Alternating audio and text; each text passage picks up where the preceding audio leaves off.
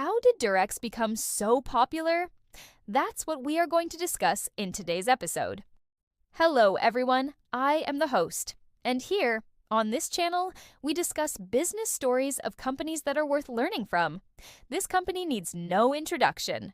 You probably know about it already. If you don't, then where have you been all your life? But jokes apart, this brand needs no introduction. It is used by almost everybody who's sexually active or has ever been. And since it is such a household name, you would think that their journey must have been a very smooth one. Well, that's not true. In today's episode, we will be talking about how a global pandemic helped this brand reach new heights, how they catered to the needs of the society at the time of crisis, and how they used creativity to get people talking about them during the lockdown. All of that and much more coming up. So do watch the video till the end.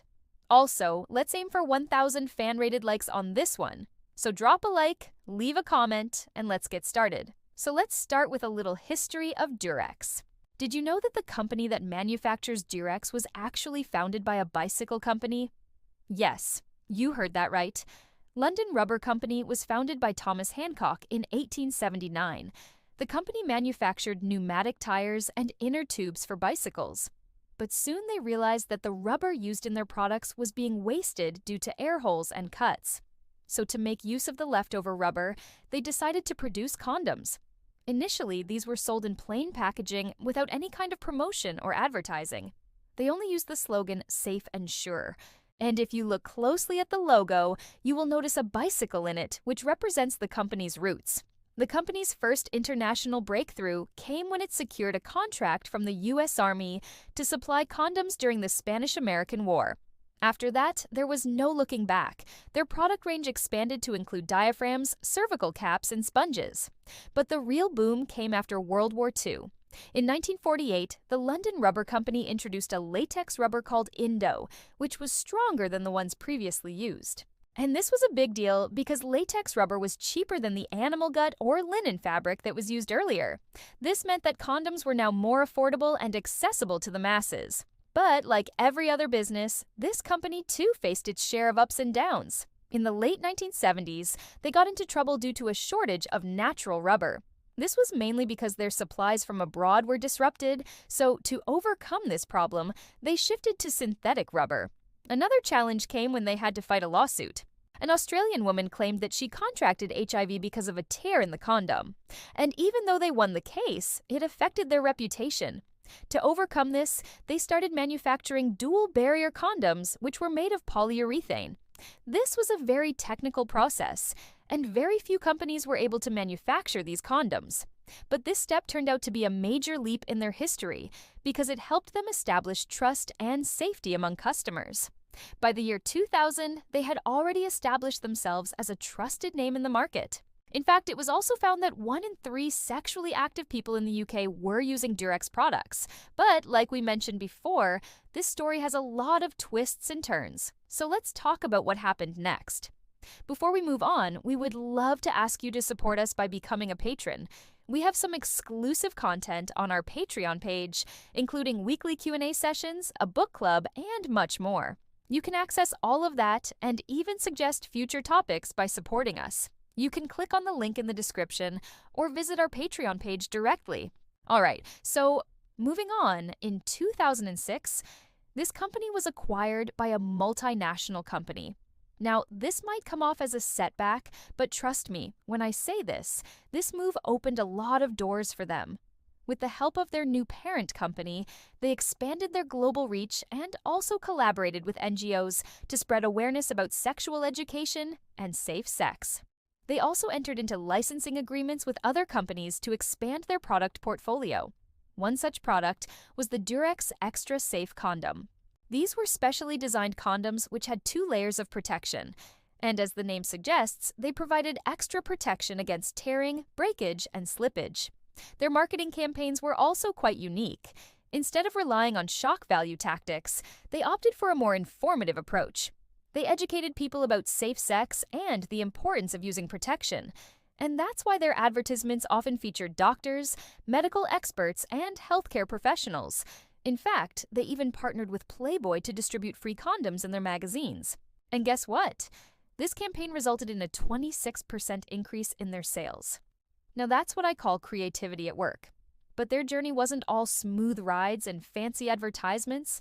Let's talk about a major obstacle they faced: the Great Recession of 2008.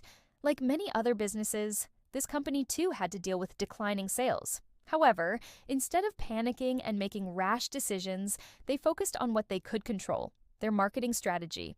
They shifted their focus from mass advertising to targeted campaigns. They identified specific customer segments and tailored their marketing messages accordingly. And guess what? This approach paid off. They managed to maintain a connection with their audience and keep sales afloat during tough times.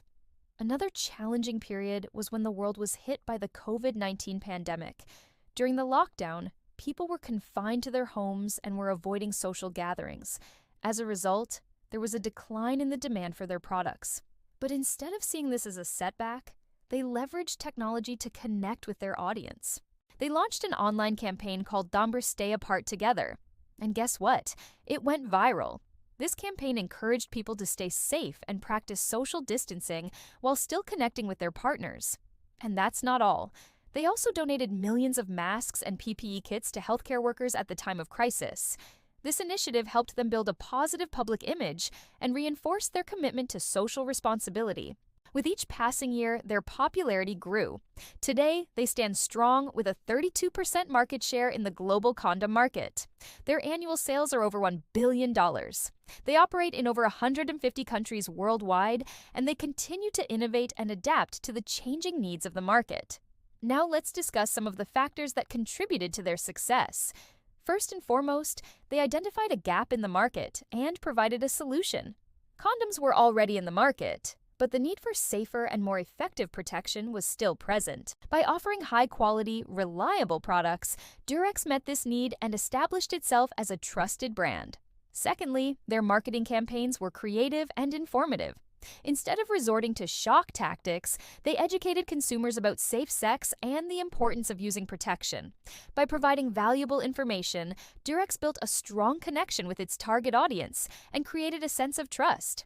Thirdly, their focus on research and development helped them improve their products and cater to the evolving needs of the market. From introducing latex rubber to expanding into synthetic materials, Durex stayed ahead of the curve and offered innovative solutions to consumers. Fourthly, they prioritized social responsibility and built a positive public image. By donating masks and PPE kits during the pandemic and supporting sexual education initiatives, Durex demonstrated its commitment to making a positive impact on the world. However, it's important to note that their journey wasn't without challenges. From lawsuits to economic recessions, Durex faced its share of obstacles. But the company's ability to adapt, innovate, and connect with its audience helped it overcome these challenges and emerge stronger. As we wrap up this episode, let's take a moment to appreciate the resilience and adaptability of this company. From its humble beginnings in a bicycle company to its position as a global leader in sexual health and wellness, Durex has come a long way. The company's commitment to innovation, education, and social responsibility has made it a trusted and respected brand around the world. So the next time you reach for a Durex product, take a moment to appreciate the journey and values that have brought you one of the most recognizable brands in the world. That's all from my side. Let me know what you think about the brand in the comments below. And if you liked this case study, make sure to hit that like button and subscribe to the channel. Thanks for watching. I will see you in the next one. Bye-bye.